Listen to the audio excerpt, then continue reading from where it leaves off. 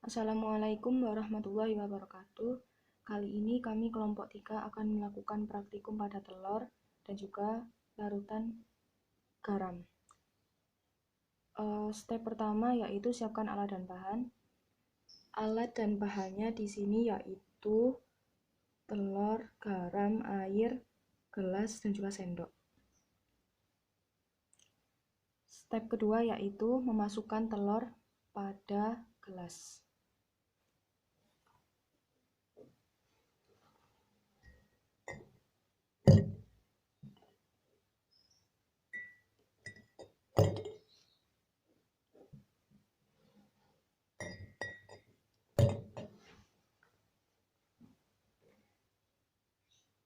Setelah telur sudah masuk ke dalam gelas, step ketiga yaitu memasukkan air ke gelas A, B, dan C.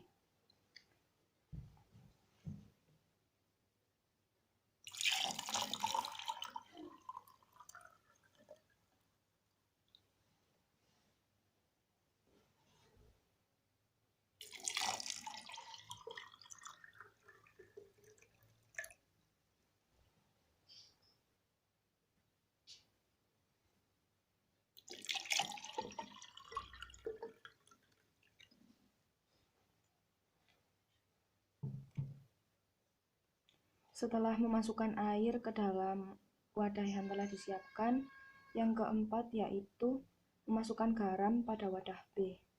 Lalu mengaduknya secara perlahan menggunakan sendok hingga menunjukkan perubahan keadaan pada telur dalam wadah tersebut.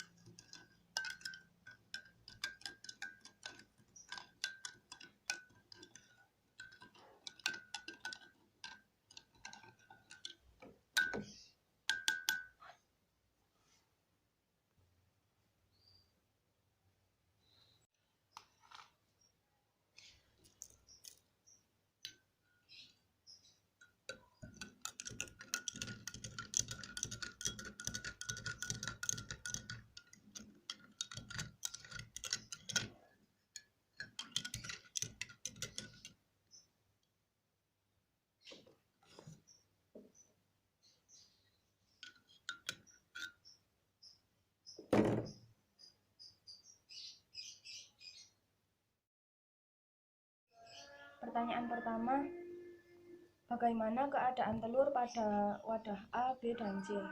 Keadaan telur pada wadah A tenggelam, pada wadah B mengapung, pada wadah C melayang.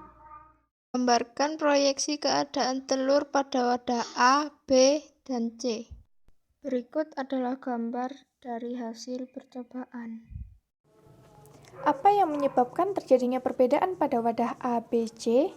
Penyebabnya karena adanya kandungan garam pada setiap gelas yang menyebabkan adanya perbedaan pada gelas-gelas tersebut. Pada gelas A, posisi telur tenggelam. Hal ini disebabkan karena tidak ada kandungan garam pada air tersebut. Gelas B, telur terlihat melayang, karena pada air telah diberi garam sebanyak kurang lebih 3 atau 4 sendok. Dan pada gelas C, posisi telur mengapung. Hal ini dapat terjadi karena air pada gelas telah dicampur dengan garam yang lebih banyak daripada gelas B, sehingga posisi telur dapat mengapung. Apa fungsi dari garam yang dilarutkan dalam air pada percobaan tersebut? Fungsi garam adalah untuk memperbesar massa jenis air. Karena semakin banyak garam yang kita masukkan pada air, maka akan terjadi perubahan pada posisi telur. Pada saat telur tenggelam, itu dikarenakan massa jenis telur lebih besar daripada massa jenis air. Saat telur melayang, massa jenis air sama dengan massa jenis telur.